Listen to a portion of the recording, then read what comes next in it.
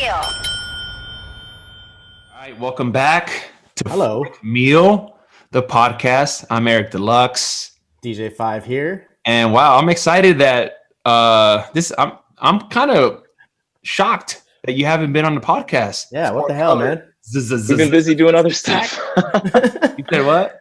We're busy doing all this other stuff, learning the Four Color Zack, welcome to Fourth Meal, man. Shit. Welcome, I know dude.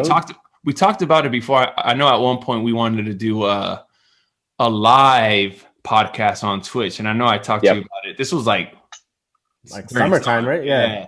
And it never happened. Because I feel like doing a live podcast on Twitch seems like a good idea, but it's also, I also don't want to break the conversation and concentration with you or with the guest and and look at a chat. You know, it's good for live interaction and questions, but there's going to be a lot of like, all right, there's a delay. You're going to be like, all right, wait, what do you guys think about that? Pause. Okay. No. Okay. They do like that. You know what I mean? Or they want to know this. So I feel like live podcast is still difficult, I think. Yeah. Especially for us because we all stream. And when we stream, we're really good with engaging with the chat. Like that's kind of like what we do, right? It's like we look at the chat and we want to talk to the people. So if we're trying to like have a conversation and like looking at the chat, it's going to be fucking difficult. But anyway, so here we are, pre-recorded. I pre-record all my stuff, Pre-recorded is I good. just guess what people are going to say in the chat. It's still raw. Like we don't go sit and edit it and put all kinds of effects on it. Like what you hear is what you get. But want to welcome you guys back. I want to say we have the code back for DJs that haven't tried out Headliner Music Club. Got the fire edits, new music, remixes, etc. 50% off your first month. Use a code. Nice. The code is HMC Podcast, all caps, all one word, no space. HMC Podcast, half off your first month. Yes, sir. Yep. All right. So Zack, I guess I have a couple questions because we're in a new world of streaming. Is kind of what we've been doing for like a year, basically. Mm-hmm. So, and we're big fans of what you do on there. So I want to ask about that. But I want to also know, how did it start for you? Did you ever do streaming before? Because you seem like a fucking professional. No, never. Did you ever do radio? How did you get so comfortable on a microphone? Because it's not easy for a lot of people. You're really good at hosting, man. Like as far as, and interviews. I don't know. So I don't know. It just came natural. I guess. I guess, but no, I've been on the radio, but I've never done the radio. Like okay. Like you were like DJing, but not like an actual.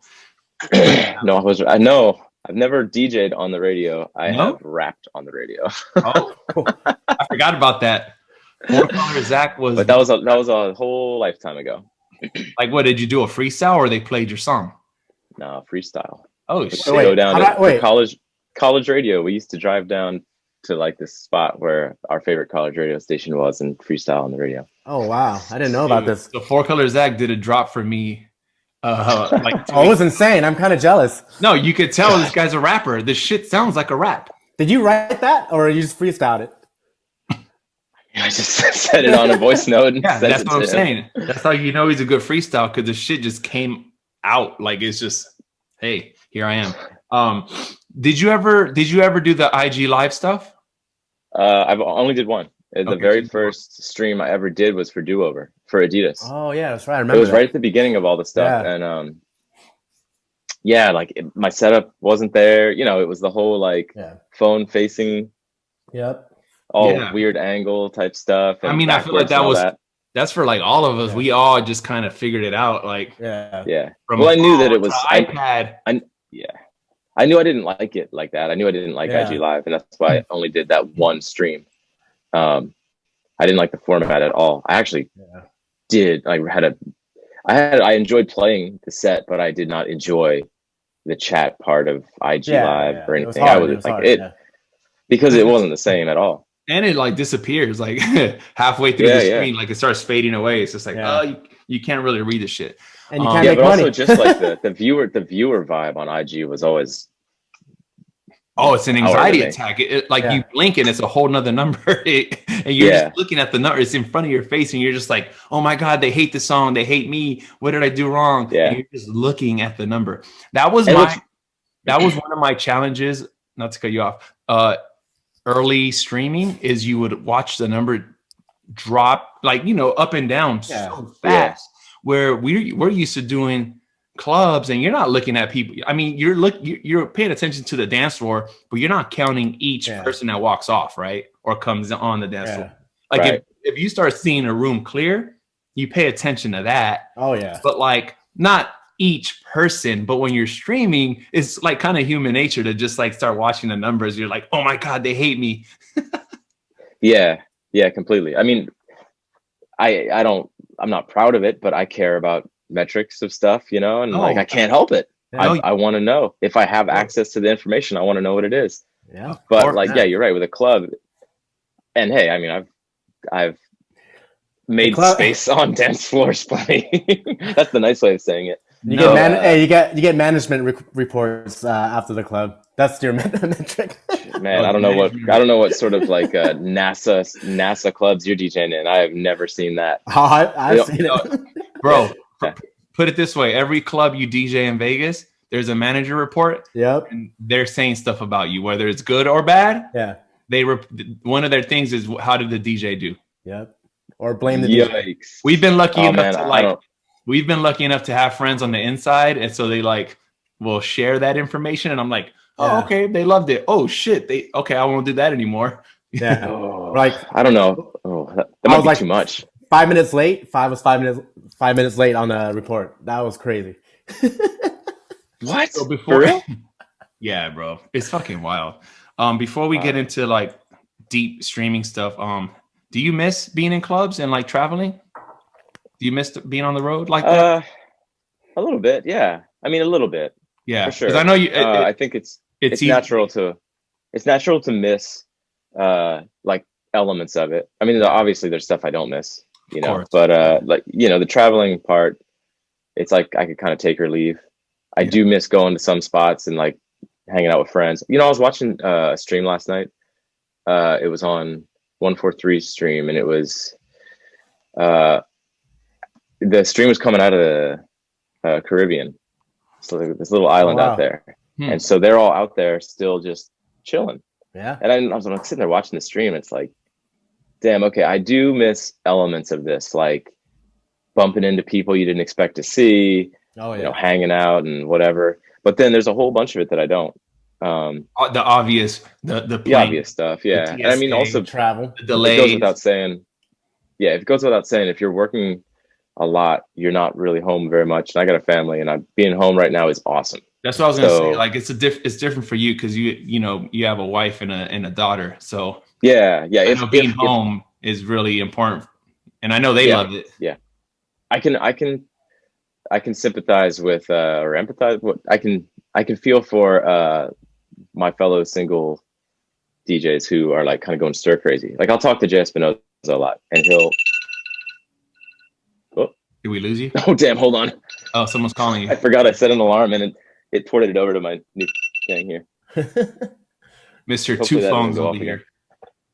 Yeah, man. Now my whole world is all messed up because I have multiple phones, and I can't figure out which one's the phone now.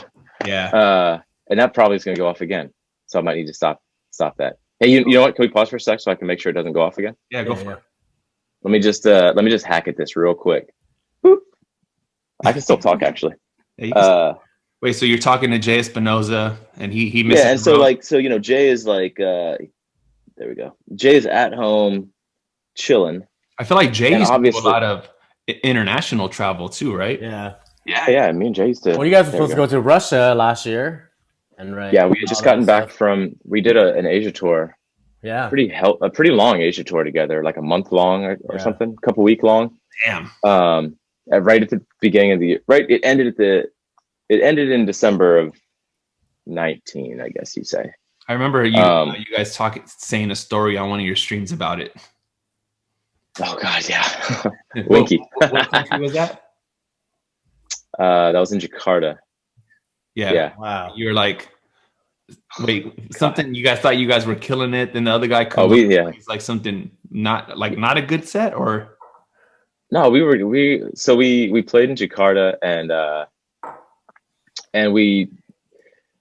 I didn't have high hopes because of the way it all sort of came about. I thought like, oh, these are going to be some just cash grab extra gigs that we're going to do here, because we did some freestyle stuff, but then we had like a couple days off, and for some reason they put us there. And they put us there with the idea that, all right, well, you guys can chill there, and then you'll go to Bali for a few days and just hang out.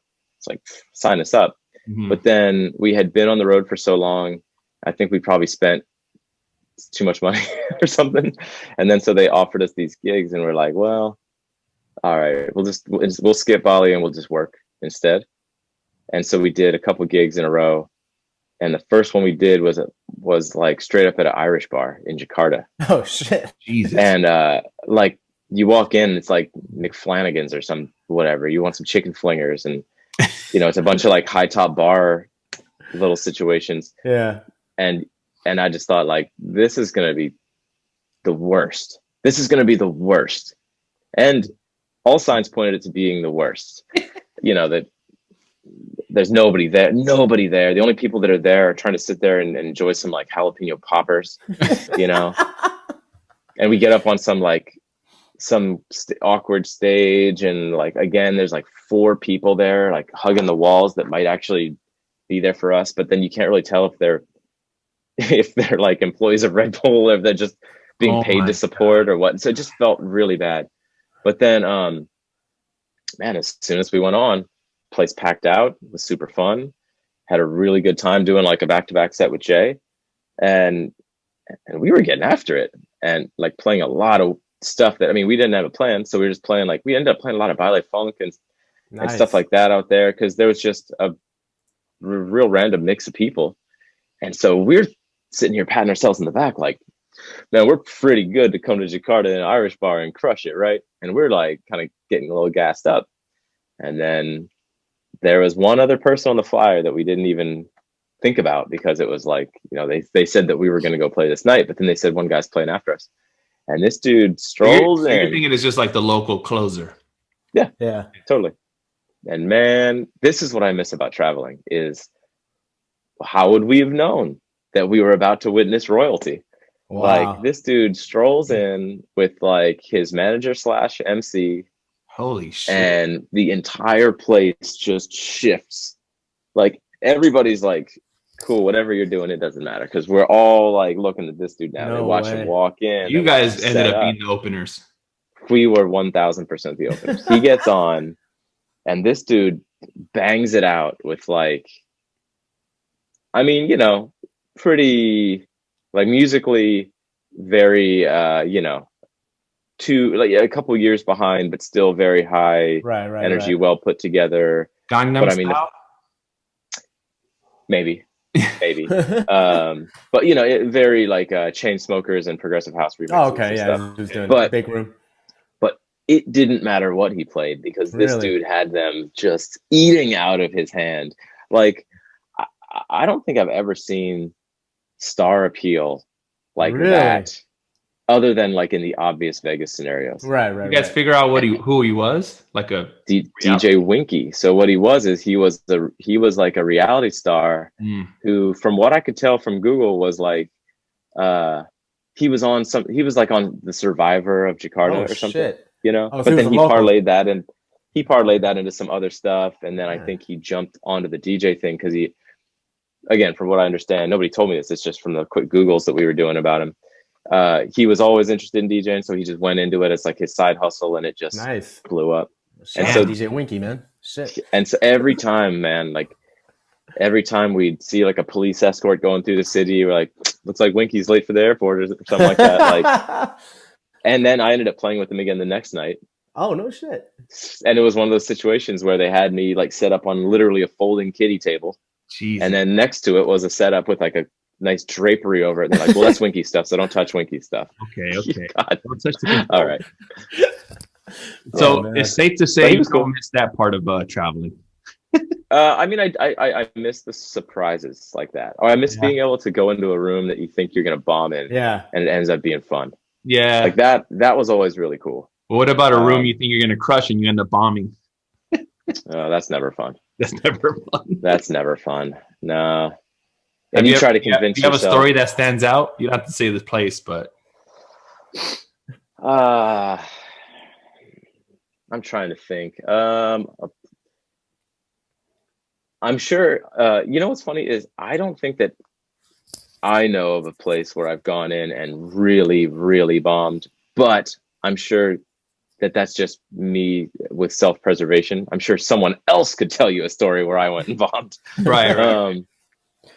Oh man, I'm trying to think. I mean, I've always had pretty good luck in like the major markets. Yeah. The smaller markets I usually do pretty good on because I end up just trying to do what we do with Twitch, which is just like connect directly. Like, oh, it's not a big crowd. All right, I'm gonna connect with the people that are smaller here. Markets, smaller rooms. I think are easier.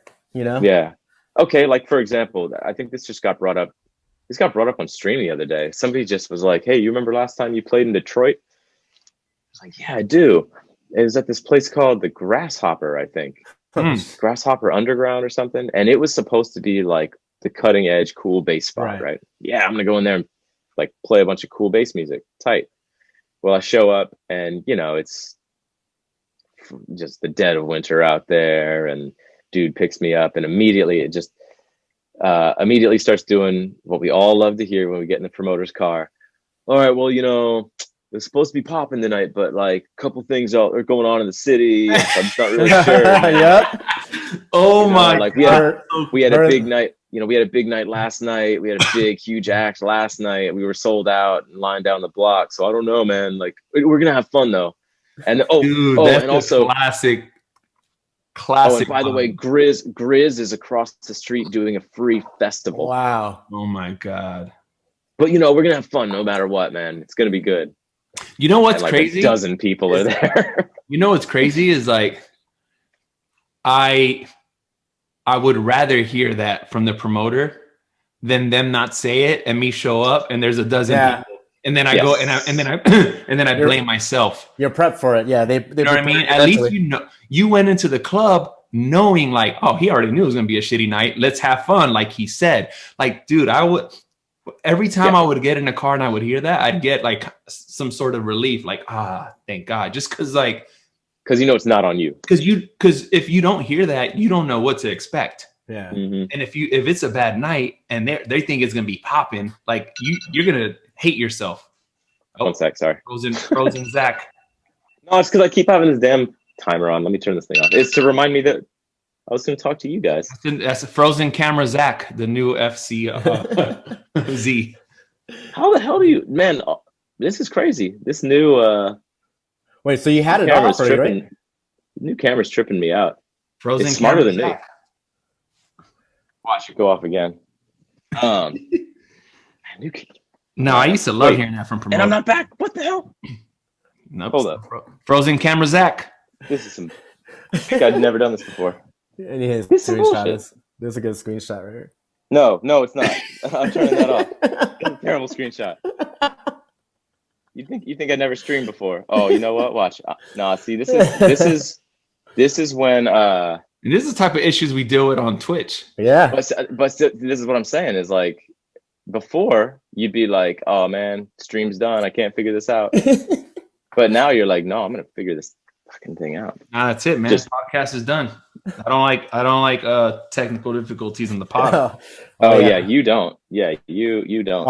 Well, okay, so how about that? So obviously we have all had our fair share of moments, right? Bad tech moments. I would say more than a fair share. So you for sure. Dlux. Damn, Eric, you for sure. Yeah. But there we go. I'm back. Do you like that we're learning all this new stuff? I do. I like it. I love it. For sure. Dude, like if you were to see like from like you said, from Instagram Live, from using our actual phone, no, not even an iRig, to like, oh, maybe we'll use an iPad, see the chat bigger, to iPad and an iRig. And then it's just like, oh shit.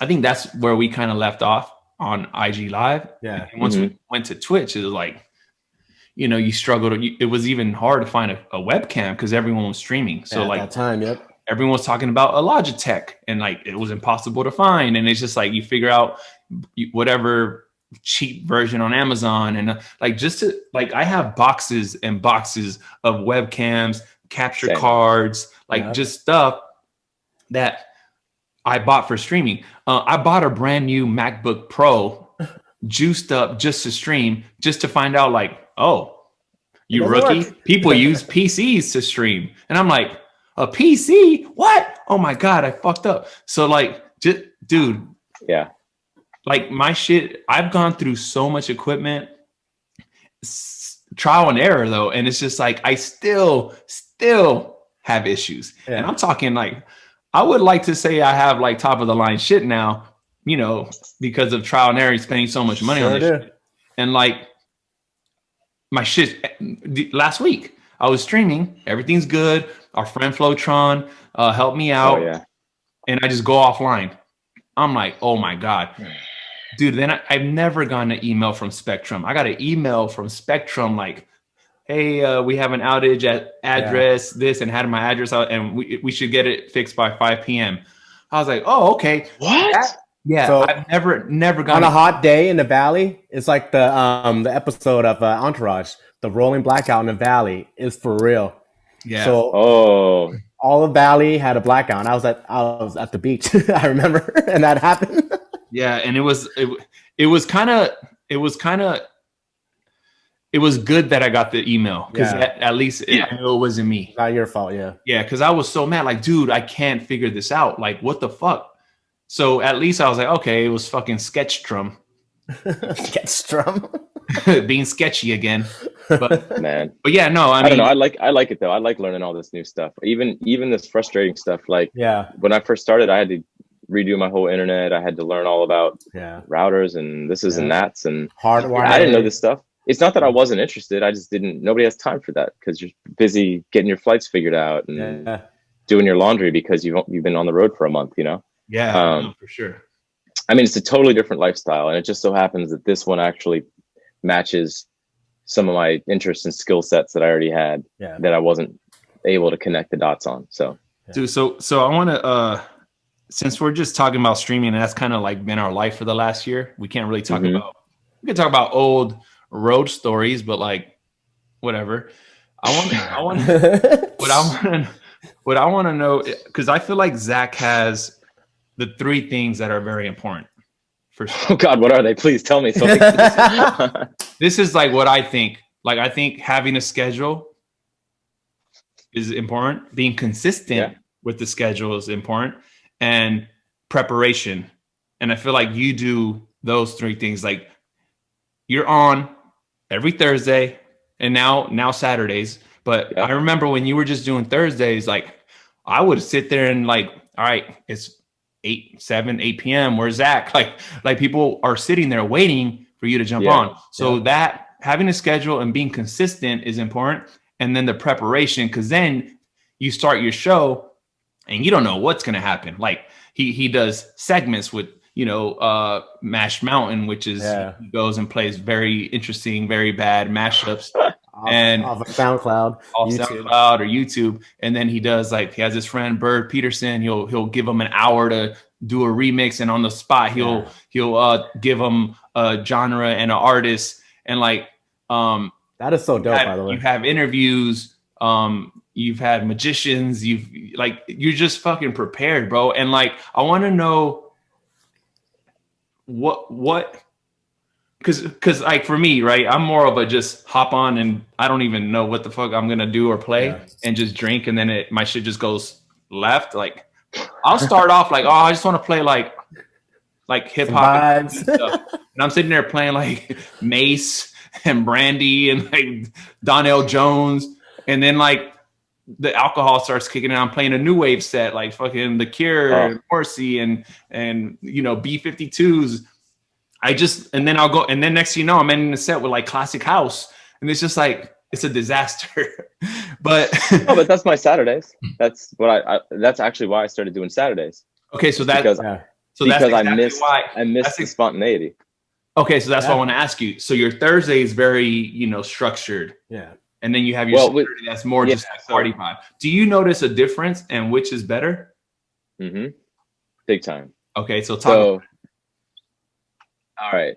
So Thursdays, musically, it's not structured. Musically, it's supposed to be new, right? Newer stuff. No, it's musically it's supposed to be open. But what happened was when I started doing Saturdays, I ended up trying to make the Thursday stuff a little bit less like party, a little bit more like, oh, these are just songs I like, not necessarily these are like hits or jams or whatever. So Thursday, typically I lean a little bit weirder, I guess. But so the structure on Thursday comes with the segments. So it's like I spend all week getting these segments figured out. And I even have like a runner show so I don't forget things, and I always do forget things. But so I'll start playing and I'll just jump segment, play music, jump segment, play music, and I just do that throughout the night. And so it is still open as far as like the flow of it, but there's always a plan that I'm gonna get all this stuff done. And then on Saturdays there's no plan. I just hit go, and I typically haven't even like put a folder together, and I just see who's there, see what feels good, and then we just go. And I will say that I know everybody. So Thursday is, of course, what people always want to reference when they're like, oh, you're doing so great on Twitch. And it's like, oh, what do you mean? Oh, because you do all these cool segments and all this creative stuff. And like the recap videos are always from Thursday. Right. All the recaps, all the stuff that goes online that is referencing the show is all Thursday related, because it's the high level concept stuff. It's stuff that isn't just like, oh, I'm just DJing. But on the flip side, whether or not anybody wants to admit it, and some people do outright admit it, Saturdays, I feel like people are a little bit looser, because they feel a little bit more engaged, maybe. Yeah. They're not watching a show. I definitely know financially Saturdays do better than Thursdays. Yeah, because people are having fun. Yeah, but that's not to say that. But that's not to say that they're not doing the same thing on Thursdays. Right. I think it's just there's a little bit more. Feels like there's a little bit more momentum and freedom on a Saturday of just like powering through with music. Yeah. But I say that just to say that like the Saturdays wouldn't be what they are without the Thursdays sort of being the reason for the destination, I guess. Is your viewership pretty much the same Thursdays and Saturdays? Somewhat, yeah, I think so. I think without maybe the only difference being like maybe people watch on Saturdays more often because they have the ability to. Maybe some people can't because they have to work, or for example, East Coast is usually more present on a Saturday because tomorrow's Sunday. Who cares? So whereas tomorrow's Friday, East Coast hates stream Sunday. They're not. Yeah, I feel bad for them because it's like, nah. But yeah, I don't know. I mean, I like them both. I wouldn't want to put either one of them down because the whole point of the streaming thing is to do stuff like I'm doing on Thursdays. But if I can't let loose like I do on Saturdays, then it's a little tough too. Yeah, because I think it's really important to like have a schedule, be consistent. I know FAED, when he first started doing the pour over, he was very consistent, and then he threw me off. There was some days or weeks at a time where he'd like go on at 6 a.m. or 7 a.m. or 9 a.m. And I'm like, yeah.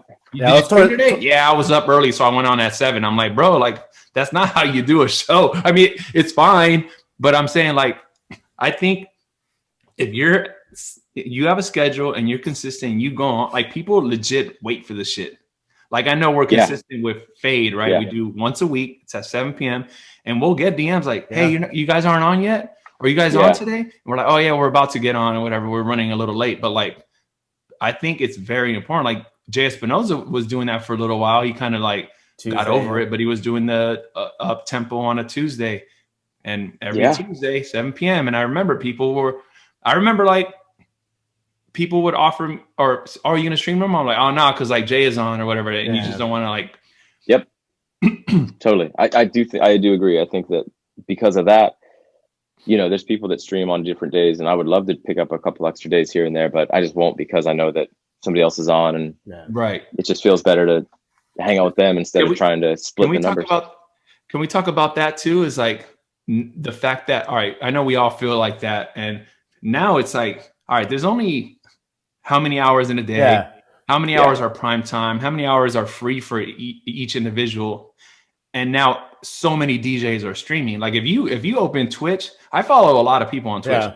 If I open Twitch on a Saturday night, there's like 40 people that I follow streaming. Yeah, I agree. It happened on this last Saturday. So I was shocked by how many people were on. So how do we, like, even DJs listening now that they're streamers or thinking about streaming, but they're afraid to go on because of other DJs. Like, how do you go about, because I know early on I had some situations where like some friends would be like upset if I'd go on at the same time as them.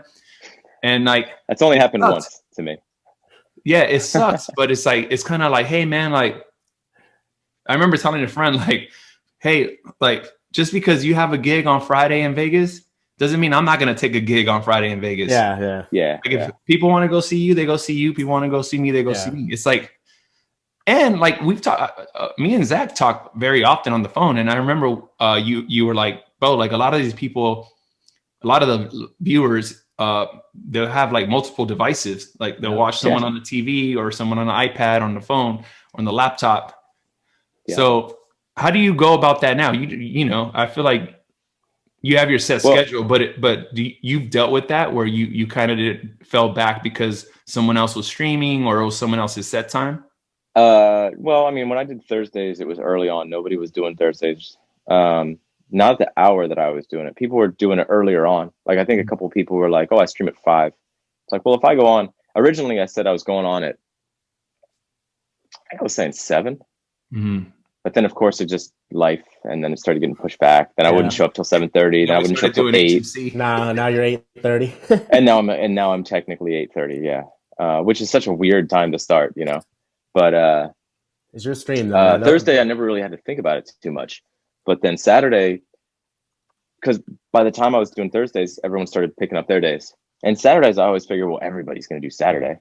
And then I don't know what happened, but one time I just said, I was talking to somebody and like, well, I want to do like a weekend set. That'd be fun. I talked to you about it. Right. And I said, I wanted to figure out what the vibe was like. Mm-hmm. And you're like, just go on. Yeah, bro. It's like, all right, well, I'll try it. And it was super fun. I had so much fun.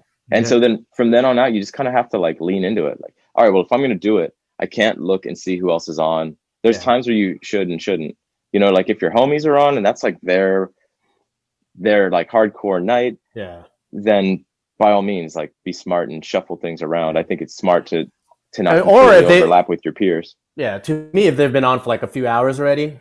Yeah. It's you know, like if Eric's on, like I have, you know, like if Eric's on or whoever, like the crew's on, then I won't go on. I'll wait. But like if it's like, you know. Yeah. There's a few though that's actually one in particular that always kind of gets me about Thursdays. It was the only person that was streaming at around the same time I'm streaming. That's like some friends of mine that do brownies and lemonade. Oh yeah. Gojira and my friend Ian from Gladiator. And I love their show. I love watching their stuff. And they were doing a show that I think it started at like, at the time, I want to say it was starting at like 6 or maybe 7. And I was bummed because it's like, well, this show I would actually watch and I want them to have maximum exposure. But then I was thinking like, honestly, we're probably not going to have at the time I thought we're probably not going to have a whole lot of crossover. I have no idea if I even have an audience yet. So I wasn't thinking anything like that. And we overlap pretty hard. It sucks because I'd prefer to just watch their show and hang with them. But, you know, it works out because I always end up hanging with them first. Yeah. But, you know, there's now, if you were to try to pick a new date now, it's impossible. You're gonna overlap with somebody. Bro, I haven't done. No, go ahead. I haven't done like the pour over in like a week or two. Yeah. Like I go check right now, and there's like at least 20 DJs on right now. I'm like, holy shit. Yeah. But you know, just go, man. Who cares? Well, also whatever, because they're no matter what, they're gonna hop viewers are going to hop back and forth between streams. Yeah. It's pretty rare when someone turns something off and just stays there. Mm-hmm. You know, if they do, more power to them. That's amazing. Yeah. But, you know, you have to, just like, it's like club hopping. If the clubs were all really, really close together, Yeah. you know, you can't take it too seriously. It's like, I don't take it seriously if somebody wants to bounce around and go club hopping when I'm DJing somewhere. I get it. I've noticed so many times where like people hop in my shit, get the shout out and dip. Yeah.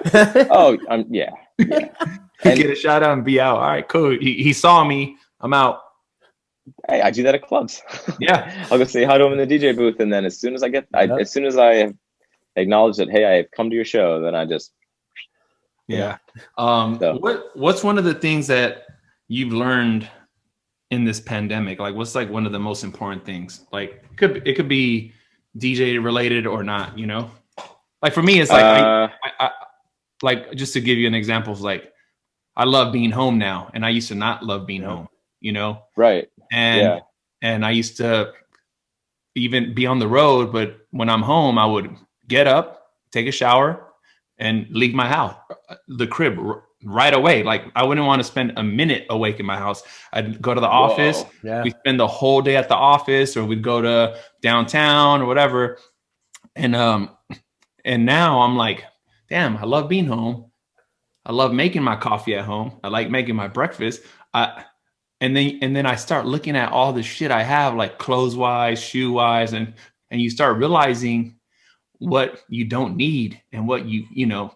So I was talking to Vice about this. I was like, man, like I know we're making less money, but I'm also spending less money. Like I'm spending a lot on house stuff. Like I bought a dishwasher, but whatever. It's like, and you know, we spend a lot of money on the streaming stuff, but that's obviously for work, and a tool man needs his tools, and that's how you make your money. Yeah.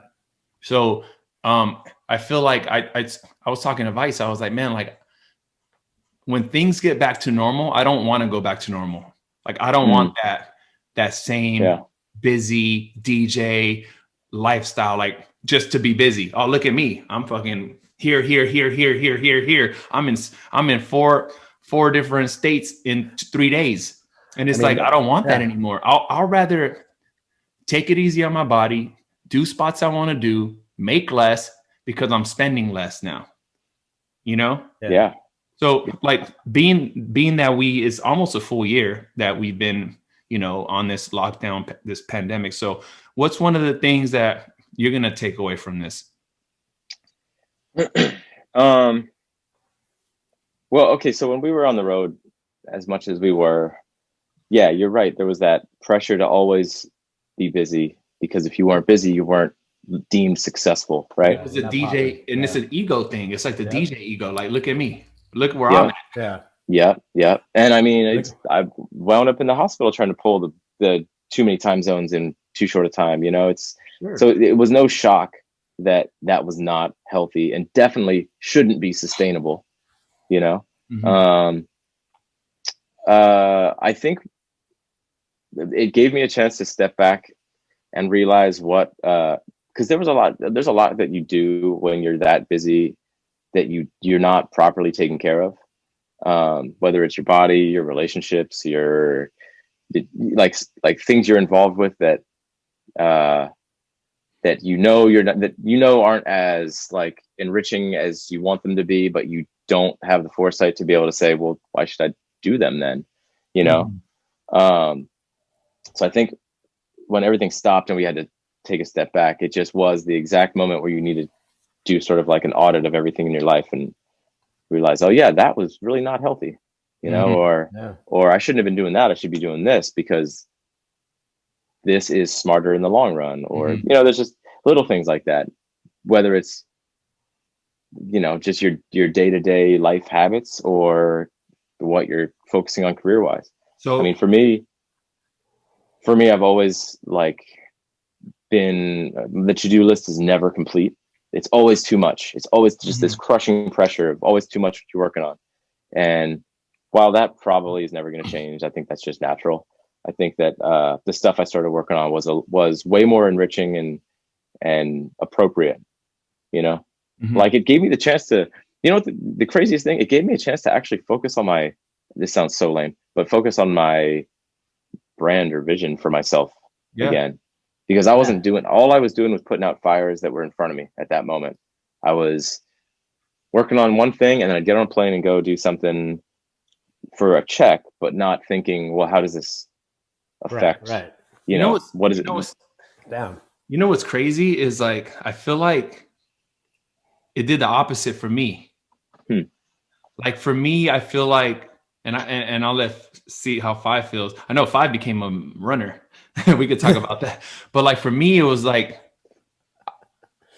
I feel less productive, less satisfied. I feel like being home, I catch myself watching more TV than I used to, watching more documentaries than I used to, doing more nothing than I used to. Like I said, I used to get up and like go. Like I'm more of a, you know, we had an office in Hollywood. We had another office in downtown at WeWork with our friend Izzo, and he was always a fun guy to like create stuff. And we would go to Soho House. I know that sounds fucking shitty, but there's a certain energy when you're sitting there.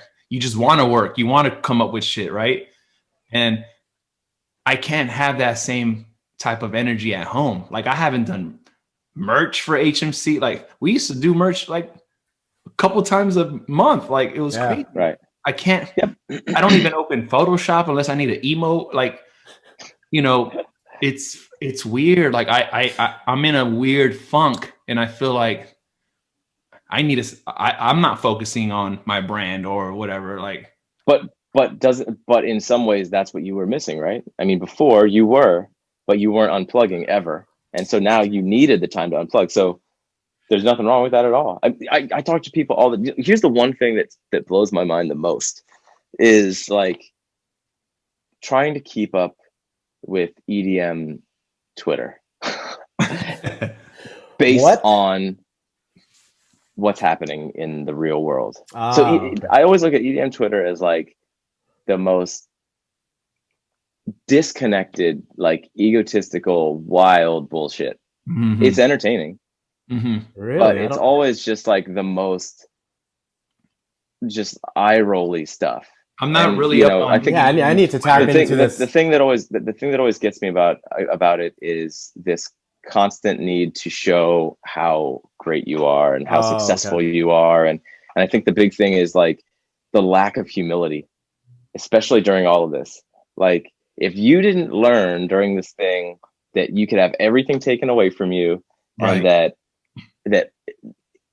the looks on the internet don't mean shit, and that it's all about just how you feel personally and your own connections, then like I don't know what's going to teach you. But the great news is the EDM Twitter is never changing, because all they want to talk about is like all these monumental achievements and how they're leveling up and all this. And it's just like, man, I get it. When I talk to people who kind of get the idea of like this humility check thing, it's like, if all you did last year was learn to be comfortable at your house, that's the win. Yeah. Right. If all you did was like change your diet or like pick up a new hobby, cool. That's all you need to do. Yeah. If you didn't do anything, that's good too. Like, do you want to know what makes me happy now every week? Like and this is I was thinking about this shit.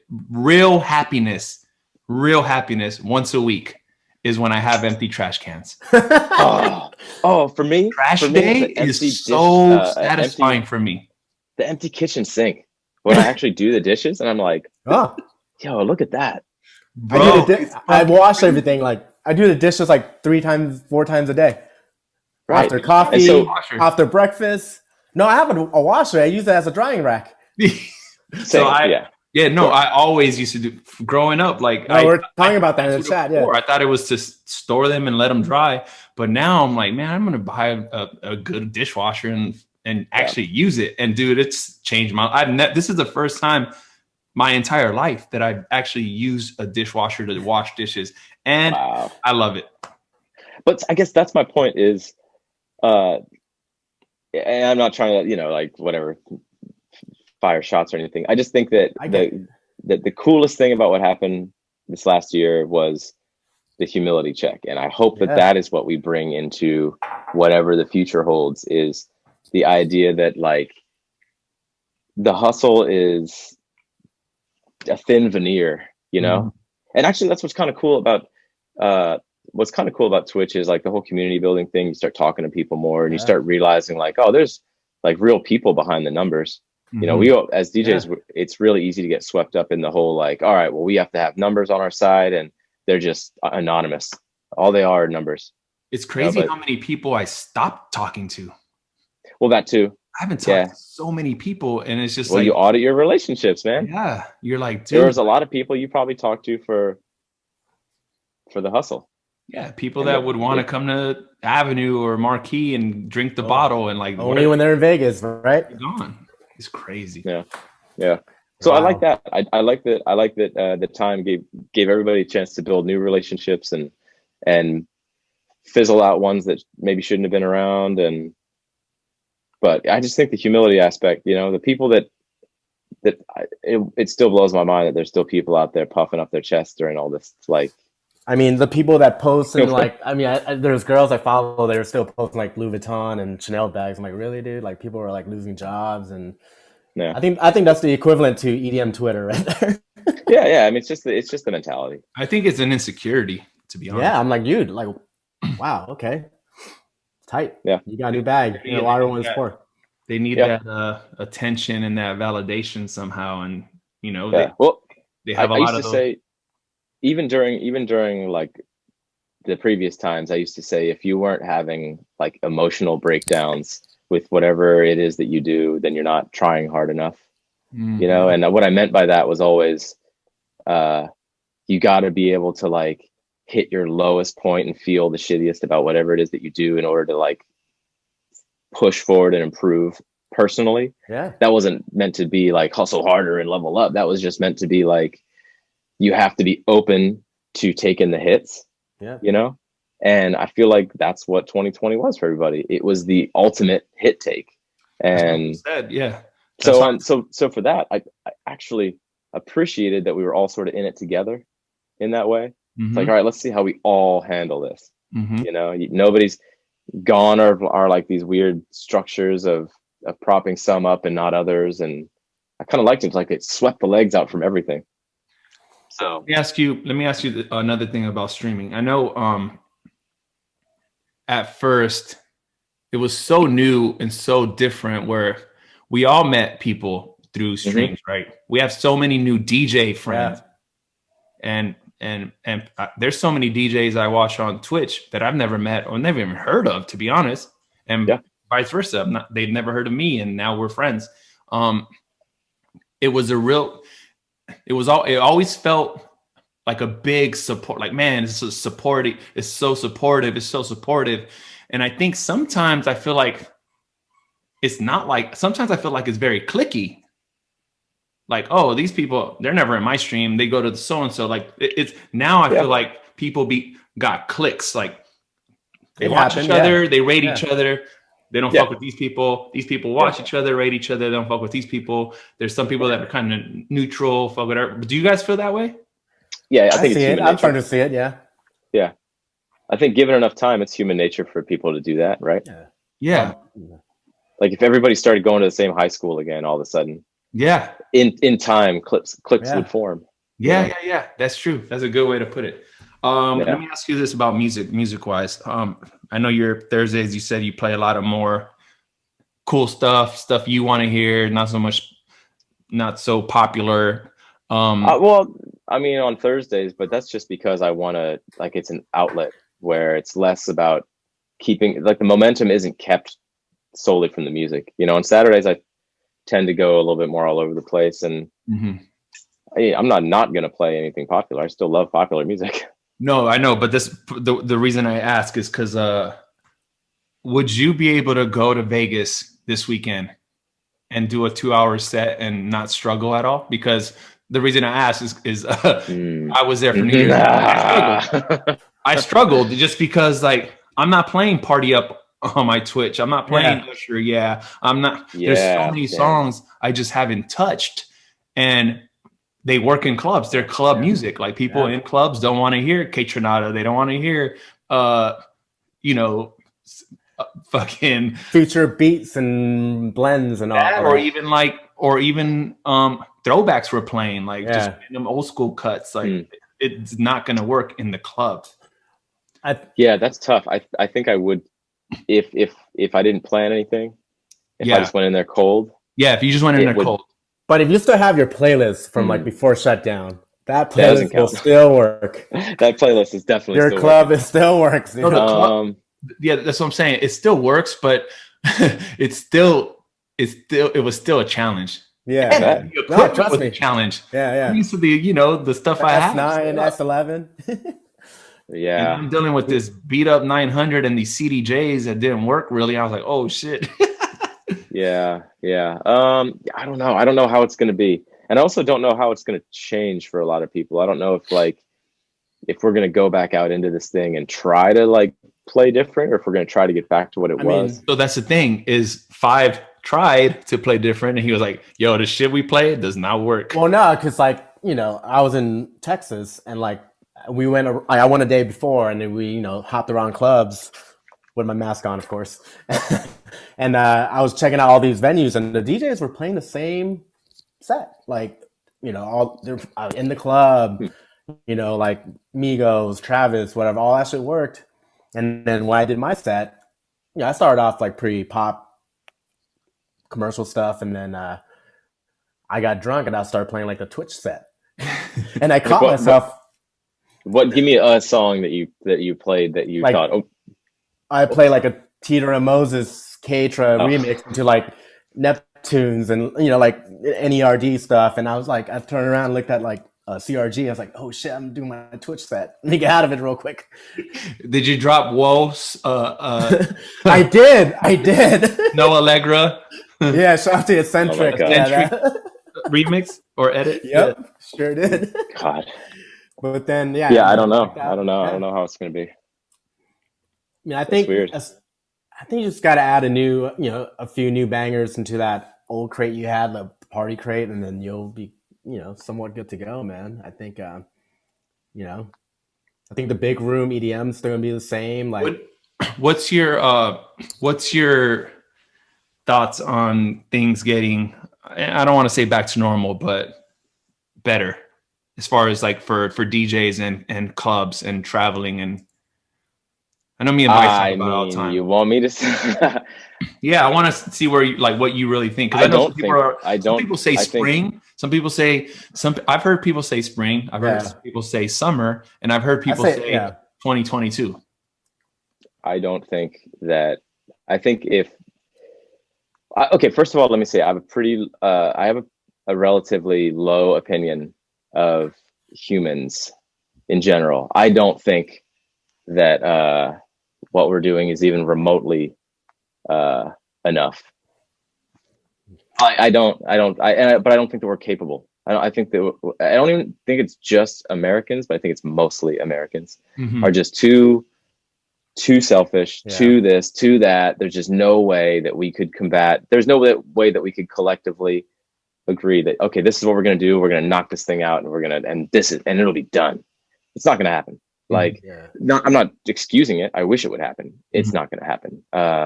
No way. I think every time I open my IG and I see people in Florida, I'm like, Florida's wilding out. There's no virus. I think that, I mean, and I'm not talking at anybody in particular. Five, I know you taking gigs. Eric, I know you did the New Year's thing. Yeah. I just think that I don't think anybody should be doing gigs. I think that we're like giving kids their dessert when they didn't eat their vegetables. Right. Or like even these parking rave things. I think are just like, it's just all, you're just giving yourself excuses to do what you want to do. Like, oh well, it's safe. Well, it's like clearly it's not working. Like. It's getting worse and worse and worse. And just because the vaccine's on its way doesn't mean it's suddenly going to be all good. Are you guys in full lockdown in Seattle? For example, like, can you guys do outdoor dining or no? I don't think now. I think it went back down to lockdown. There was a minute where we could. Okay, I mean, I never did, but we had like it's all takeout. Few weeks and then it's gone. Bingo. Yeah. I mean, it's touch and go. I mean, but you know, like I said, again, it sucks because I can say all this, and I'm not trying to like judge or anything, because number one, I get that there's people who have actual need where they need to go do these gigs in order to survive. I get that. But like, as much as I want to say, I think it's ridiculous that clubs are still allowed to be open and everything. This is probably going to get you at the grocery store too. Yeah. You know? Yeah. And when I go to the grocery store, I freak out. I'm like, do not get near me, but it doesn't even matter.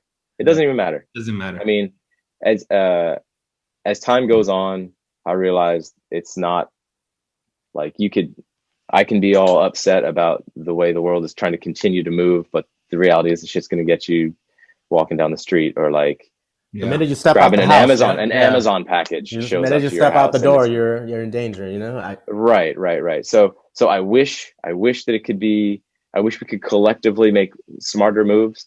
I'm also kind of like, well, this is the state of the world, so it is. We should be more like New Zealand. Supposedly they're wide open. No but, cases out it's there. all.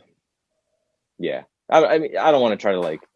I'm not an authority. I'm not anything. and my opinions are purely based on just like emotional responses. So I can't even say that what I say means anything.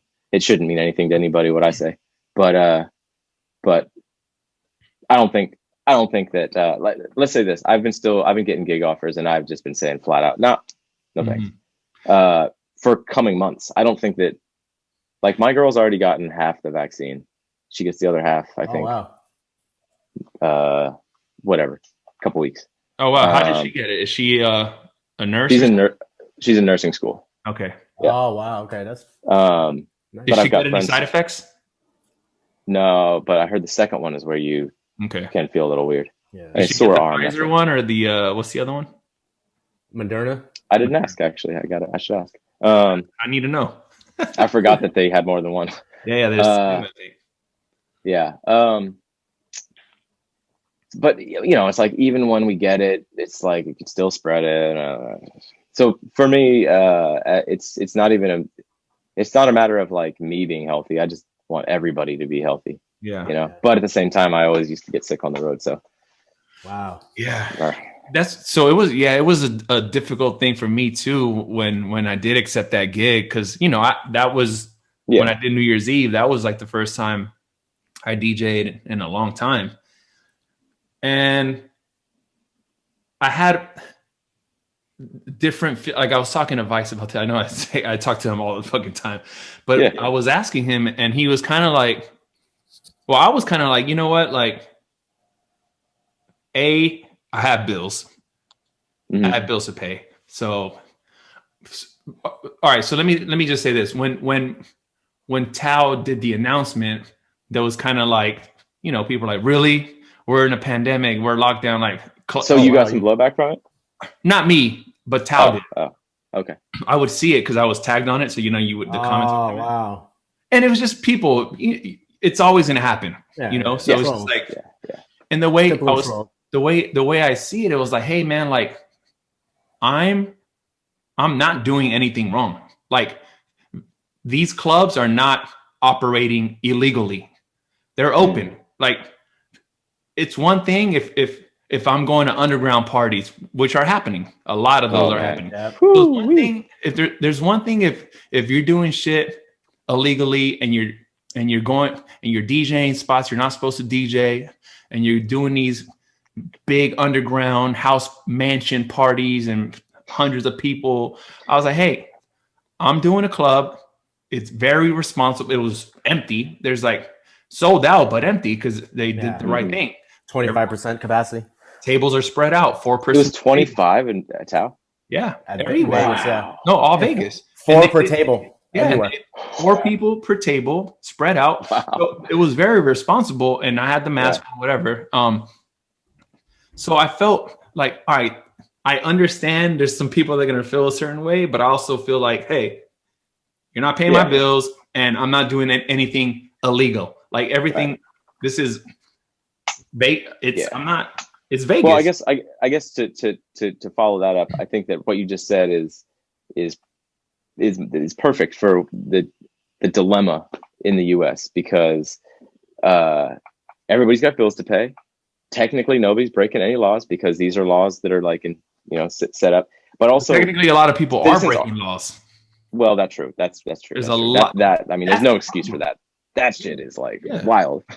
But and again, I'm not an authority on this stuff, so please don't. Nobody comment to me in my DMs or something. I don't want to have this conversation in my DMs. No, but, sure. I don't either.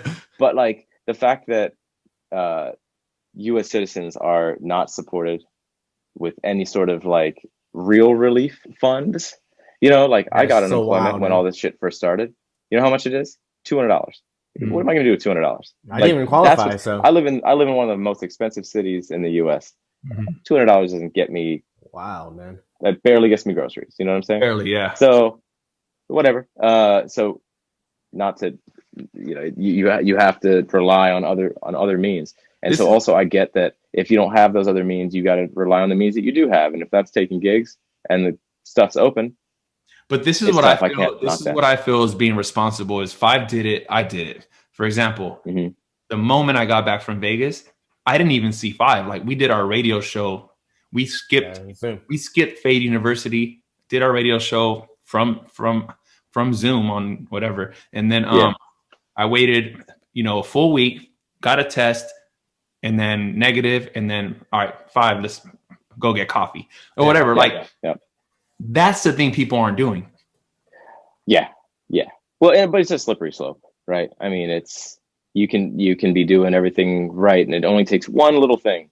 Yeah. But that goes right back to my dilemma of like having an opinion about what everybody should do, and yet I'll go to the grocery store and get some groceries for the family, and it would take nothing to get it at the grocery store. Yeah. So that's why I try not to be too high on any horse because I get it. There are basic life things that everybody needs to do. And whether it's done, whether you're really out there, but you're taking a lot of precautions, or whether you're locking yourself at home, but you're still going and getting your mail, I get that we're all in it together.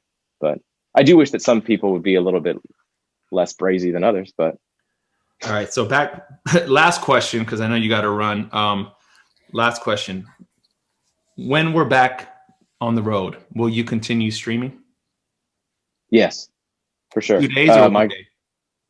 I think it all comes back to how much work. Well, the big question is, what are we all gonna do? Are we gonna try to hit this thing, hit the ground running like we were before, and everybody tries to make it go right back to normal? Because if that's the case, then is the same DJ structure that we were in before just getting re-implemented, where we all feel we have to stay busy, we all feel like we have to hit every major market?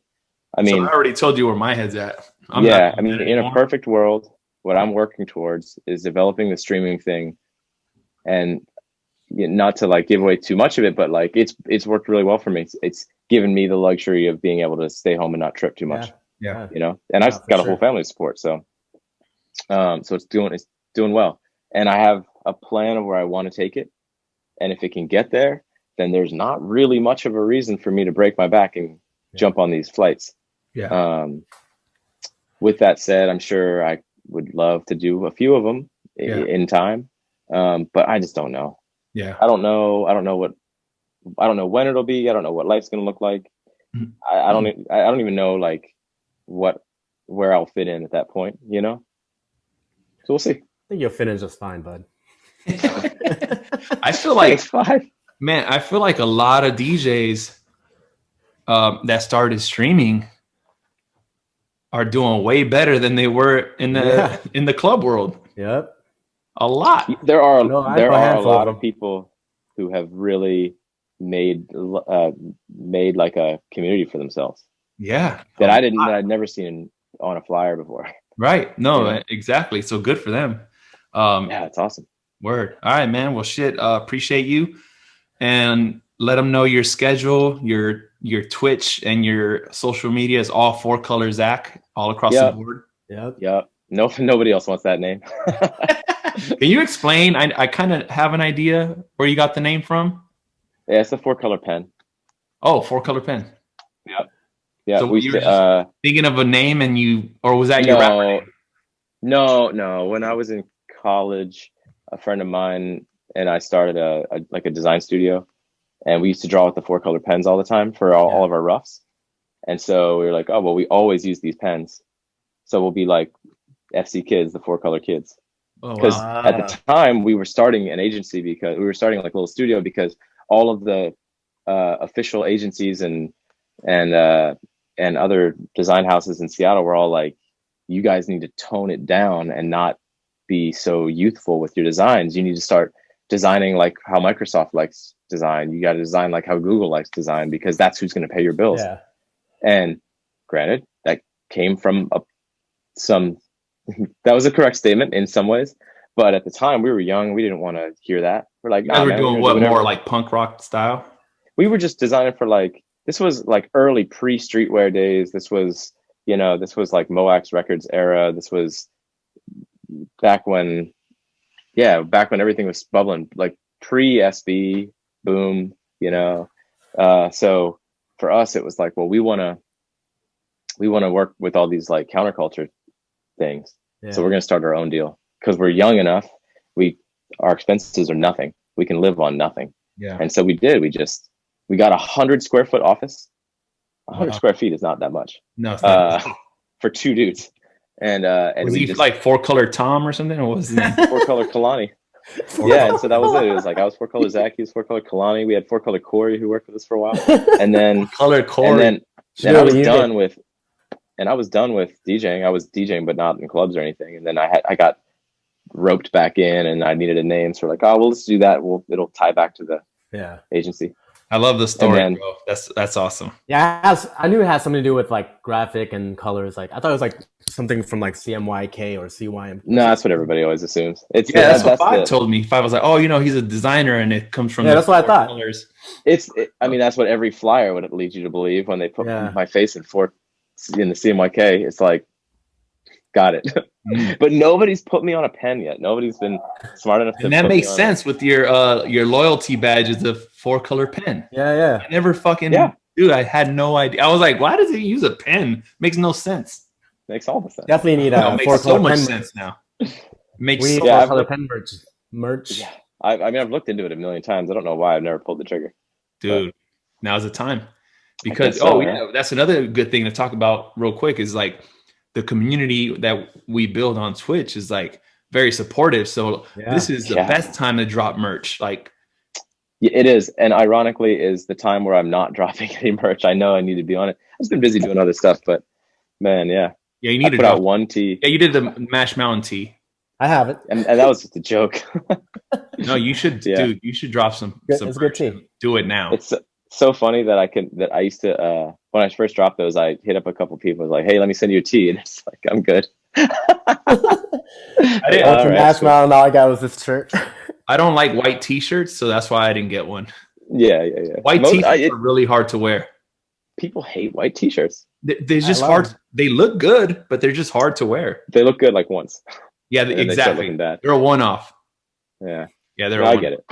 Word, man. 4-color Zack all across the board on Twitch. He streams Thursdays, 8:30 ish? 8:30 Thursdays. Yeah, I'm been good about it now. Okay. Yeah, no, I got good. I think I pushed it far enough back that like I'm usually okay by 8:30. Okay. But yeah, 8:30 Thursdays. 10. I'm actually, or I was doing 10 on Saturdays, but then I started getting harassed about that being too late. So we'll see. I don't know about Saturdays yet. Okay. It's like eking earlier and earlier, maybe 9. It's all Pacific time, Pacific Standard. Yeah, that's why. It's because all the East Coasters are like, you guys are killing me. Yeah. Well, you know what? And I know you're trying to hop off, but not to like drum this back up. But no, I'm honestly hopping off because I know you kind of wanted to keep it short. But oh no, I got a little bit of time. Okay. Cool. My like buddies who are more OG streamers. Okay. They'll hit up and be like, you're going on at 10? What are you doing? Why so late? You know, and because they've been doing this. Right? well, they're gamers and they do other stuff too. And it's just for them, you stream during the day, you stream all day, every day. 9 to 5, yep. Right. And it's a job for them. You know, they got it all locked in because they can hit a lot of different time zones that way. Mm-hmm. And they just, every time I post something, they're just like, you fucking idiots. But it's like, you know, I feel like you could get a good amount of international people that are 12 hours ahead, you know, you get 10 a.m. Yeah. Well, I mean, also, let's face it, people like to get drunk and watch Twitch and then they get a little loose, you know? Well, we're a whole different world. That usually happens at night. Yeah. We're a whole different world, man. That's why like the gamers aren't used to us, you know, or right. Right. Well, I do wonder what would happen if I went on during the daytime. Like I see Scene's on during the day all the time now. Yeah, Scene's like purely daytime, right? Dude, and he always gets good. Scratch Bastard too. He does a lot of daytime stuff. Yep. He gets really good traction. Yeah. Really I always wondered about that. Yeah. Angie V does like daytime shit, kills it. Yeah, it's just noon. Yeah. Would you consider a third show? Daytime one? I always want to, yeah. I always want to pick up more. Dude, you hit me up like a while ago, remember? You're like, want to do something on the couch? I love it. Yeah. I did one couch stream.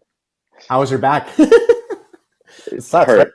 It hurt. It sucked. And I got way too faded. I got so faded that I was out for a week. A week. Man. A week. Wow. How do you get that hungover? That's weird. Oh, that was bad. I had 2-day hangovers. Maybe this was 100% the worst next day I'd ever had. Wow. Ever. I mean, I was like, I couldn't do anything the next day. I was throwing up all day. Damn. And that's you're also not to put your business out there, but you're also doing some edibles. Oh yeah, and that doesn't help. Drinking and edibles. That helps. That's fine. It's fine. What about you, Five? Are you going back on your schedule? Now that we're talking about like daytime, I might rethink. I might do like a 9 to 5. Well, how about that? Monday through Friday. Well, you know what? Let's figure this out. Hold on. I want to see we got you guys here right now. Let's see who's on right now. It's 12:30. 12:30. We got 12:30 right now. Disclosure is on. Serato's on. Mike 2600, Way Funky, Spinnerita, Subset. Snapback. Serato is on. Four guard. Future Beat Show. Subset. Yeah, so people are on for sure. Yeah.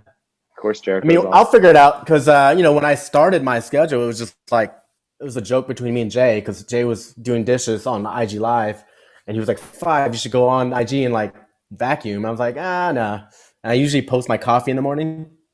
That was like during IG Live, and I was like, you know what? Maybe I'll just hit live and I'll make coffee and play music off iTunes, and that's what happened for like a while. And then we you were the first that I ever saw do that. And then we moved over to Twitch, and I was doing like 8 a.m. for a while. And I'm like, dude, what am I doing? Like, why am I screwing myself right now? Because like now I have to wake up early. Mm-hmm. So I switched it on like 9 to 10, and now I'm all confused. So now I'm confused. Now I haven't streamed in like a week or two, and then like I have my setup right here. I just moved, and I'm like, oh man, dude, do I even want to stream from here anymore? But do you like finishing the stream and having the rest of your day? Yeah, I love it. Like I'm done. Like I wake up, make coffee, I go run, I stream, and then now I have the rest of the day to do whatever. Damn. Yeah, I had those 2 daytime streams, cool. Bro. I woke up, right? Had my coffee, did a daytime stream sober, and I ended my stream, went to the dog park, and I made some good money, like good amount of money. That's nice. And you can. It's a lot easier. It seems like a lot easier to put a hard stop time. On a daytime stream than a nighttime. How can you jump off a nighttime stream when everything's popping? Yeah. And everyone's like, no, keep going. Dude, what else am I gonna do? I remember a Sunday night I was on. I wanted to do 2 hours. On my second hour, Melody raised me. And oh man, so now I'm like complete. I went into like Quasimodo. I don't know what I did. Started playing for Mello. Mello's in the chat the whole time drinking. And then I get another raid from someone. I forgot who it was, but it was a pretty big raid. And I was like, oh my God, dude, I ended up doing like 7 or 8 hours that night. And it was just a disaster the next day. Like, I hated myself, but it was fun. It's crazy. It's crazy how physically beat down you feel after an 8 hour training, man. But could you ever imagine? Yeah. Could you imagine doing an 8-hour club set? No. That's some like remember Cascade used to do 12 hours at Marquee back in the day? Yeah. Well, DJ Harvey, Eric right? Murillo. Eric Murillo DJ. was the OG. Murillo would yeah. do rest in crazy peace. hours. Yeah. Man, I don't know. I do like streaming. I don't see myself stopping. And the thing too is I don't think that we've even come close to injecting the DJ stuff onto Twitch yet. No, we're just scratching the surface, man. And you're actually, your style, like your Thursday, even Saturday, is like you're like pretty much just kind of leading, you know. Okay, way, so man. that We'll see. Since we're still talking, that's a good thing to talk about. Is do you think we're just getting started on stream? Well, it's tough. I know it's conflicting. There's conflicting situations. That's what I'm saying, because I know sometimes we feel like, you know, the numbers might drop or so. If we're gonna keep talking, I gotta set the mood here. Hey, look at this! Look at this mood. Oh my god! There we go. Gave this to me. Wow. Yeah, I feel like there you go. Sometimes we feel like there's so many people hopping on every day. You get new viewers, and we are just getting started. Sometimes I feel like it's stale. Numbers aren't the same. So I don't know. I think having segments like definitely like kind of resets your stream too. Like, you know, like when I do pour over, right?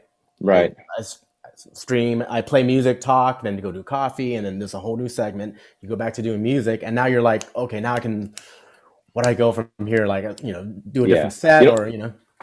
You know what's funny though is, without fail, and this is kind of just like, again, looking at the numbers is never smart. I know, but it's right there in front of you. It's right there. No, it's hard. I do it without fail. When I start doing segments, whenever I jump into something, it always makes the numbers go down. Really? I feel like, you know, that's the funniest thing about it is, it is the reason why the stream gets attention. It's the reason why I end up doing like interviews about Twitch and stuff, or like I think is the reason why I get momentum on there. And yet, without fail, when I jump into something, the numbers are going to drop during that segment, and then I have to build them back up. Wow. And it almost doesn't matter which segment. You know, some more than others, but. So this is what I noticed, and it's a very hard thing to figure out. Mm-hmm. But there's a good amount of people watching that are there for the music and want to hear DJ set and want you to shut the fuck up. Oh yeah. And there's a good amount of people that want stories, they want jokes, they want engagement, they want the shout out. So how do you find that balance?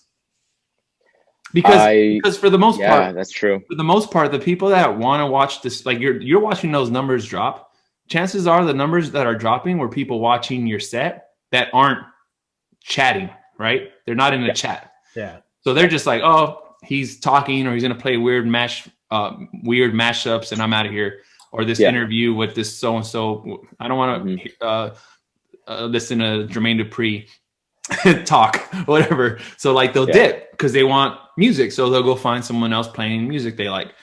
Mm-hmm. How do you deal with that? I mean, obviously you can't do anything. Well, I start trying to tailor the sets, or not the sets, but the segments a little bit more. I haven't nailed it down yet, but in my mind, I'm starting to see where they need to go.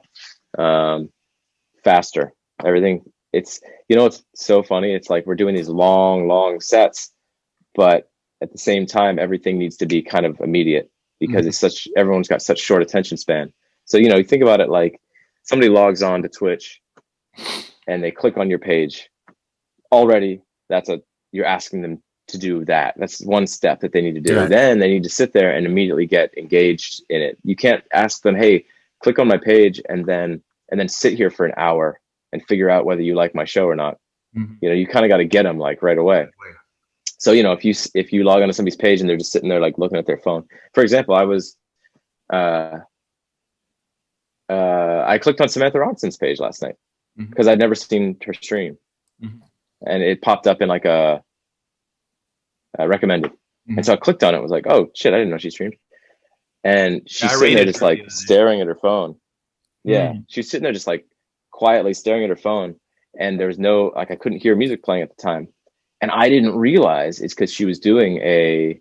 I mean, I realized once I sat there, because I actually stuck it out because I wanted to know what's going on here. If I was a normal viewer, I probably would have been like, "What the hell? I'm out." Close window. But I stuck it out for a minute and realized, oh damn, she's doing like a crazy concept stream where it's like sad songs with the sunset, and she was watching to make sure that the sunset was in real time, and she was getting her timing right. And like the songs were quiet because they were sad songs, and it had, you know, peaks and valleys in the energy level. But as someone jumping around, that like little micro moment may not have caught them. But if you sat it out for just a second and realized what was going on, you're locked in.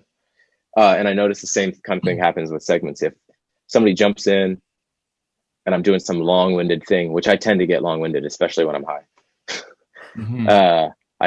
I just noticed that it doesn't capture people right away. So it needs to be quick, in and out.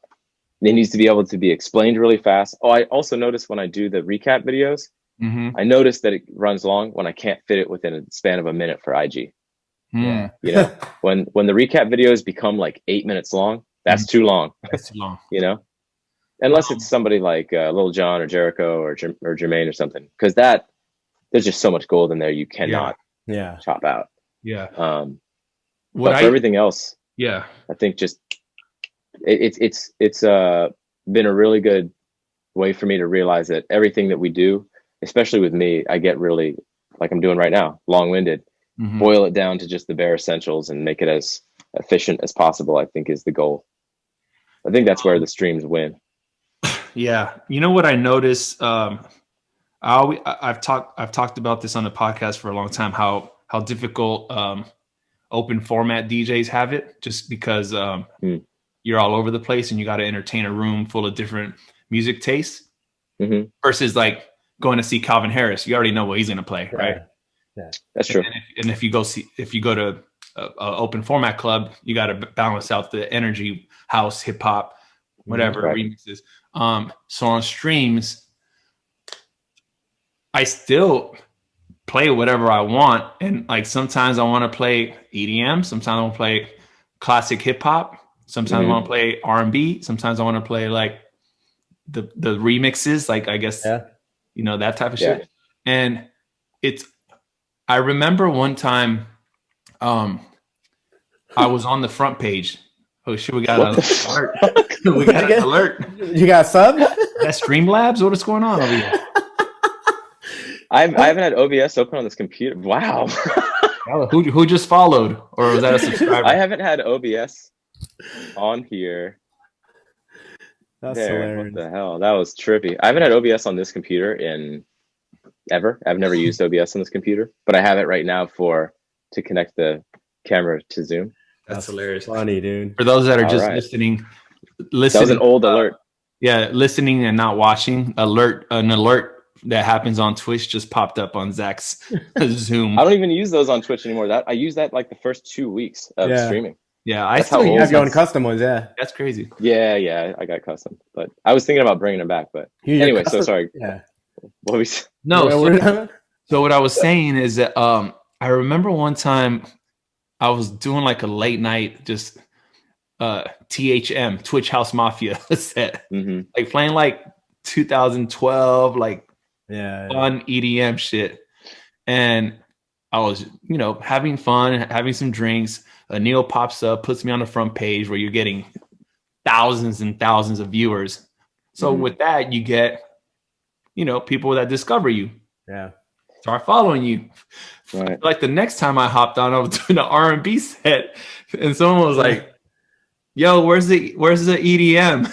I was like, I play a lot of stuff." Well, and that's probably unfollowed me and blocked me. Oh God. Well, that's okay. So there's a situation like that, but then I think on the flip side, this is one of the few times where it actually might work out in our favor. So what I used to do, like all the bass stuff too, I would do like, it was almost like I was living a split life. It was like I was doing open format stuff and open format clubs and like three style sort of like party rocking, but with a little trickery in there, like a little something. little sprinkle. And then I'd go do like these bass shows that are more pretty, like they're more accustomed to just one sound straight through the entire night, with a couple variants. Yeah. And I remember like it being so hard to get any traction in that world because I remember it was so hard to get any traction in that world because the sound was all over the place. Right. Whereas, and any manager or any agent in that field would tell you, you need to do one thing, don't put out like, even dudes who were, in my opinion, doing that, they'd put out like a trap song and then they'd put out a house song and then it would just alienate both audiences and nobody knew how to shop that. And that's like the age old story, right? Like the house dude wants to put out a rap record and it just, nobody knows how to work it. Yeah. And their brand was always so based on one thing. Like using Flosstradamus as an example. Yeah. Flosstradamus is a trap brand that rose to the top because it was just like you're talking about consistency, right? So when I would go and play these bass parties, I'd be playing everything. And yeah, it would most times work, not always. Sometimes it was like, damn, there's a reason why everybody just plays one thing. It's because it works. But now you see, I, from what I've seen, it feels like people who had boiled their sort of image down to one thing are having a little bit harder time captivating on streaming or on Twitch. It's like if they could do maybe one big special event every so often and people are going to be hyped, but going on a lot, I see a lot more struggle there because it's not quite as spontaneous. You know exactly what you're going to get into, right? And I don't know. I haven't really cracked that nut, but I think that's when you build a community and they're just there to support you and they just want to see what you do. Yeah. Versus that's true. You know who does that well is AC Slater. AC Slater does a great job. Nice. He streams a pretty good amount. He changes it up slightly, but like not to. He changes it up slightly for the fans of what AC does, which is like he'll play like baseline stuff, and then maybe one day he's playing like garage and other UK stuff, like other like two-steppy stuff. And it's like not a wild swing of a difference, but that is like a little subgenre difference for his fans. They're super supportive. He's always got good viewership, great interaction. What are some ways an open format DJ can brand themselves when they are open format? Like you talked about earlier, like I always had a hard time putting out music because I'm like, all right, I like to produce. I'm producing all kinds of shit. I don't think I can pull off putting out a Khaled type record featuring Migos because it's like, who is this fucking guy? And then it's like I can't put out an EDM record because I'm not from fucking Europe. It's just like if I always had a hard time putting out songs because I felt like in a weird space. Open format is such a weird space. Right. It is. How do you brand yourself? You have to pick like one tiny thing that might stick out and just lean into it. Yeah. Like I think that the thing that I always got and pegged for, and that was probably because I pushed it, was just like the humor, I think that was it. Yeah. Like if you asked me to put out records, none of it would make any sense. Have your agents ever asked you to like maybe like come up with like an alias for like a different genre bass stuff? I've had it pitched before. Yeah, there was one time where there was like a bunch of people trying to convince me, like a team of people trying to convince me to get all these ghost producers and stuff they're like, we got this team of ghost producers that'll make you a bunch of trap stuff and then we'll brand you as just a trap DJ with the skills that you have and you'll make a killing. Right, and I'm like, so I don't get it. It would be like, can I make the records? They're like, yeah, you can make some if you want, but they'll make more for you. Right. It's like crazy. Oh, okay. Unfortunately, that's the route it went for a while, man. Unfortunately. Yeah. For a lot of people, yeah. I'm not at all bitter about that kind of stuff. If people have a good team and it goes right back to the humility. If people are cool, if people are getting their stuff ghost produced for them and they have a whole team, man, I realized the team, it's all about the team. I never had a team.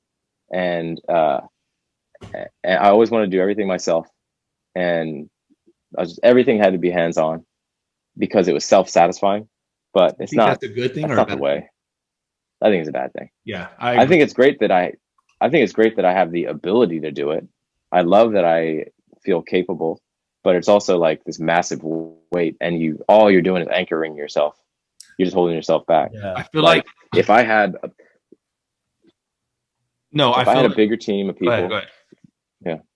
Well, for example, when I started working with Bird, it was like, oh my God, somebody that is mega talented, that is covering bases that I can't cover as well on my own. And I'm learning, like all the video stuff. I didn't know anything about video, just like I didn't know about streaming. I didn't know anything about video. So he came in and covered a lot of the early video bases that I just couldn't handle. And like I said, I'm learning, but I'm still not up to his level. Nice. So are you starting to do your own videos now? Like your own edits? Yeah, I do a bunch of them. Yeah. Videos. I was doing videos before, but they were always the really shitty ones. Yeah, and then he came on and made the better ones. Right. And then now I'm like, I'm not making them nearly as good as he is, but at least like if we have a need for something and he's busy doing something else, or he can't do something, then I'm not stuck. Like you're talking about videos as in like graphics, like your mashed like video? Animations and like all the intro videos for Twitch and everything like that. Right. I mean, first of all, Bird is one of the few people that I know who can do everything at the level that he does. We were just talking about it last night. This dude, what? Did you know him pre-Twitch, or you met him on Twitch? Yeah. No, I've known him for a long, long time. Yeah. Oh, dude sent me yesterday. Yeah. Dude sent me a song yesterday and he goes, hey, this is off a Jazzy P I'm writing. And it was fucking amazing. I think I still have he's insane. Yeah. I have a few Bird Peterson edits still. Yeah. I forgot what remix he did during your show, and I was like, I want this. It's a few of them. Yeah. Yeah, there's a bunch. So meeting somebody like that is rare, because usually there's not somebody who's like a savant like that, who's able to do everything at the level that he does. But if he was only doing one of those things that he does so well, and he was willing to do that with me, then that's a gift, because what about meeting someone like that? If you have people, what about meeting someone like that and then being so helpful and so essential to what you do, a great team member, and for some reason he's gone, too busy doing his own thing? Like, what happens? Yeah, I mean, it could happen. That happens a lot. It can totally happen. I think that's where just the learning process of being open to team members is important. I mean, I never did it before. He was really the first person that I ever let in to assist me with any project like this, Yeah. And so I'm still learning how to be more open and like let go of the reins a little bit. Mm-hmm. But I need to learn a whole lot faster, like Mike 2600 has been helping out with a few things lately, and I've known Mike forever, and that dude is so talented, and just connecting those dots, it's already like, oh yeah, wait a minute, we know a lot of talented people and we could all do some pretty cool stuff together. It's just a matter of either asking or being open to it or whatever it is. Mm-hmm. It's just it's 2020, man. So it taught me. It's also it just like broke down, and it's also walls. Yeah, and it's also like having something to offer them as well. Like I know you've done streams on Bird's page. It's like it's not just giving. It's like give and take. It's like it doesn't. Right. Like for example, with Bird, I mean, I pay Bird for his time because what he does is a value. Very valuable. Yeah. Bird should be famous. Yeah, Bird should not have time to work with me, and the fact that he does is incredible. His streams are dope, man. Yeah, he's the hugest brain. But we have conversations all the time about that. We're not doing these streams so that this is all it ever is. This is not the goal. We have not flatlined. The goal is that we're eking our way up and that we can develop something bigger. Mm-hmm. And then because he's a part of the team and because he's along on the journey, that it will benefit him just like it benefits me. Mm-hmm. Wow. And I think you could look at a lot of people who are like that are working well. Kenny Beats does a great job of that. He's really transparent about it. Yeah, he has a whole. He's got an incredible team, but he's open about who's on the team. I think that's another big thing is, I think especially in the DJ community, a lot of people aren't willing to open up about what goes on behind the scenes. For sure. And like nobody's quick to give the propers to the people who are actually doing the work. Yeah, because I know Bird because of you. Yeah. Right.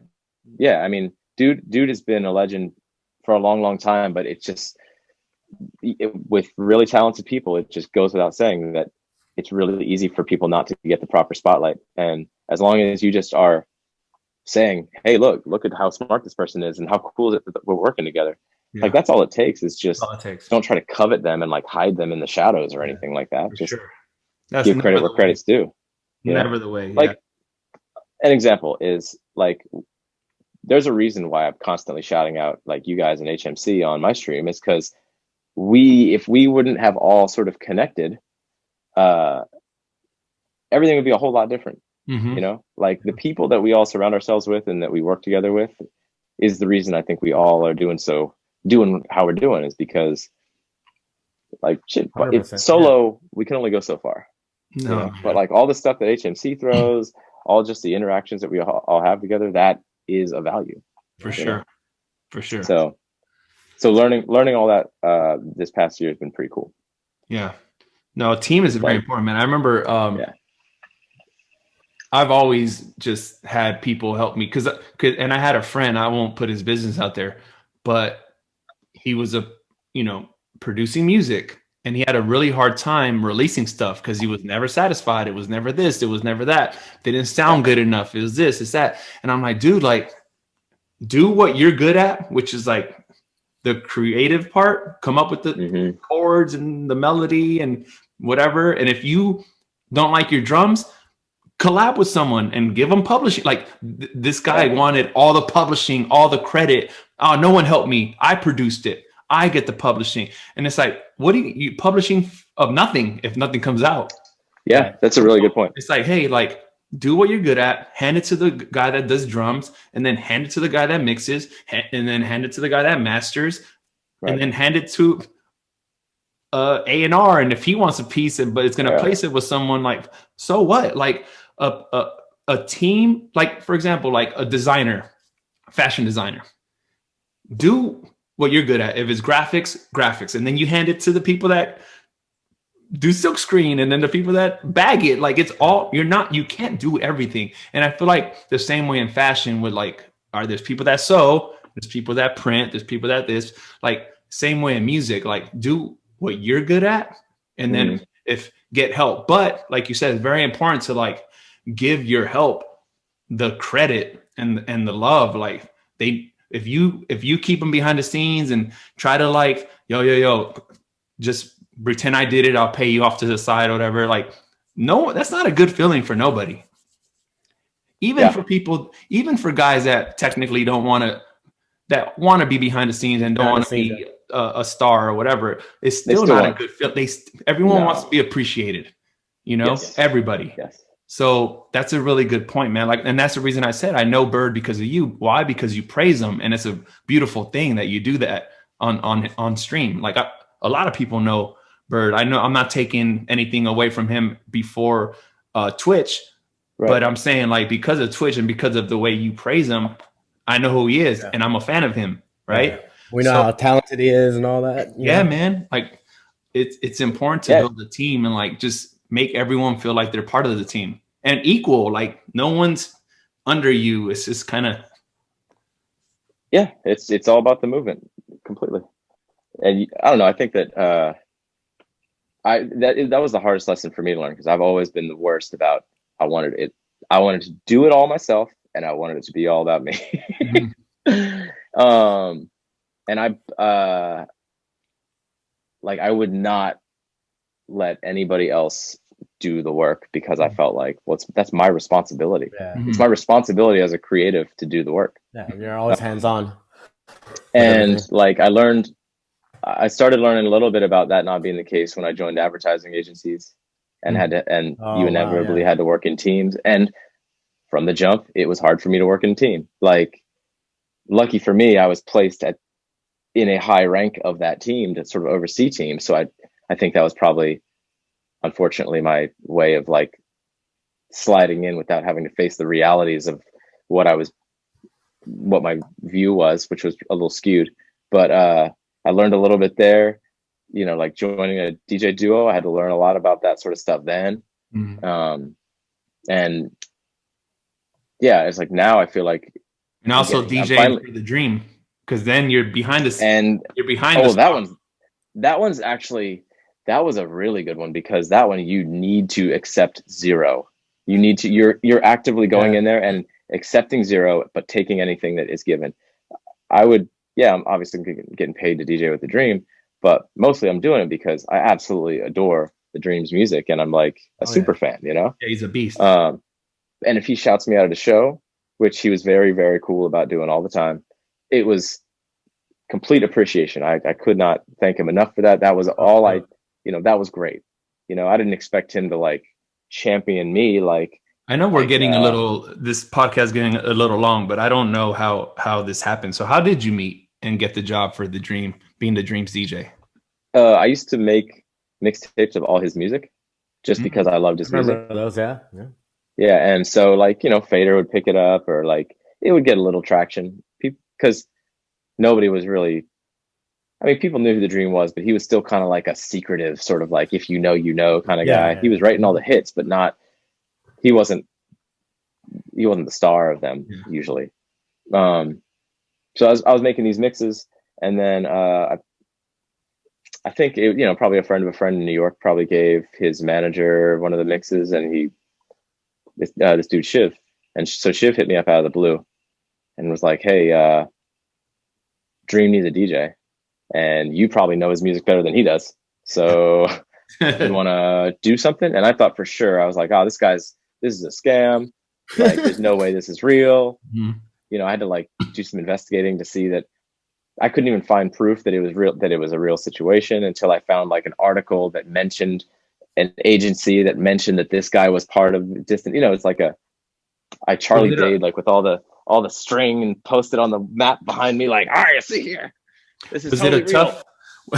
Was it a tough decision? Because becoming a tour DJ for an artist like that, you obviously have to stop doing what you're doing. So you got to turn down gigs because it could conflict.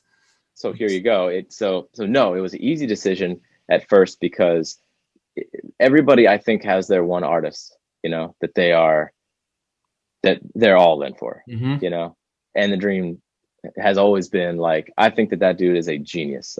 His music, everything about it, it's like, love it. If he asked me to go on tour, I was like, of course. I will not fake it. There was very little money involved in being a tour DJ for the Dream. He would sell out everywhere he went. Big shows, little shows, doesn't even matter. But nevertheless, you are a tour DJ. Yeah. You are not, it's not your gig. You are replaceable, you know? And he never made me feel replaceable. He was always super like, in fact, he made the opposite. He would always go out of his way to be like, "Hey, do you have a gig this night? Because if you do, we'll change my date for your date." Wow. You know? And it's like, oh, wow. No way. He was always really cool. That's really dope. Damn. But, you know, you're on the road for 4 or 5 years or whatever we did. You know, it's exhausting. Picture going on the road like we usually go on the road, and then looking at your bank like, "Ooh, yeah." You know? So yeah, that was always. I do that now, but it's called streaming. I'm like, damn, I did 8 hours? Yeah. No, I'm just kidding. No, I get what you're saying. Yeah, so you know, it's like you do start thinking, "Oh man, I'm doing this so much," and you always imagine that, "Oh well, I'm on the road, I'll work on my stuff too." No, you won't. No, because you're gonna be busy. Yeah, you're gonna be busy like dealing with the day to day and the travel and everything. So yeah, I pretty much put my stuff on hold. That was around the same time. Like it was between that and 2 Cents. I was like not putting any effort at all into my own stuff. Like at all. I don't know how I was existing as a solo DJ at all, because all my effort was going into producing and designing and managing 2 Cents with Craze, and then doing the stuff with the Dream. Yeah. Would you continue doing stuff with the Dream? What's that? Would you continue doing stuff with the Dream when things Absolutely. Yeah. So what absolutely. if so you would leave the town for a month and not stream, or what would go on there with your schedule? And think about that, huh? You got to be consistent, bro. That's one of the things we're telling you you're good at. We'll see. I don't have to think about that just yet. I don't know. Hey, Dream, you can't book any shows on Thursdays or Saturdays. God, because I'm streaming. That is a great question. I'm not sure, but anyway, yeah, that's how that all came about. And then so I flew down to LA and met him, and it was just like, whoa, this is really. It was like 2 days later. It's like, wow, this is really happening. This is weird. And then the very first tour we went on was Dream and Hudson Mohawk. Oh shit! Wow. Crazy. And it was when Hudson Mohawk did a live show too. So it was. Oh wow! Is that how you met him? Yep. Because I know you had him on your stream too, right? Yeah. Oh shit! Yeah. Crazy. So we would hit up all sorts of spots and hang out a little bit after the show and everything. Super cool, dude. That's dope. Yep. Yeah, I caught the last tour, right? Last 2019. I was supposed to go with you. It was at Fonda. Fonda, yeah, that's right. You came by the HFC office right before. Yes, that's right. Yeah. Yes, and then there was another. Wait, one that spot's walking distance? We're like, yeah, it's on the corner. You're like, oh shit, it's like a block and a half away. Yeah, it's so fun. Yeah. A lot of good stories about Dream stuff for sure. I mean, I hope that we go back on the road someday. That guy's, he's a showman. But, yeah, I gotta meet you at the next show. But yo, we gotta run. Do you think? Thank you again for hopping on. Absolutely, guys. We will see you. I'll see you in the chat. It's like the new way is, and I'll see you later. I'll see you in the chat. Someone's chat. Yeah. Cool. Sounds good. All right, man. Thank you guys for tuning in. Yeah. Thank you guys. Good luck. DJ5. Yeah. Fourth meal. Yeah, bitch.